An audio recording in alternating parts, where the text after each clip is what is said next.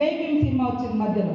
అంటే ఒక్క మామూలు మహిళ భర్త దొంగతనం పేరుతోటి ఒక ఉన్నత వర్గాలు కేసు పెట్టి ఇబ్బందుల పాలు చేస్తే చేతిలో సంఖలో బిడ్డ, కడుపులో మరి రూపం పోసుకునేటువంటి బిడ్డ యొక్క సినిమాను అద్భుతంగా మన ముందుకు తీసుకొచ్చింది.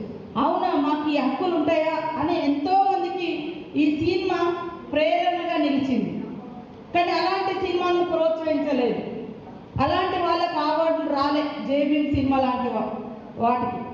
కానీ ఇవాళ పోలీస్ అధికారులు చట్టబద్ధంగా ఉండేటువంటి డ్యూటీలో ఉంటారు.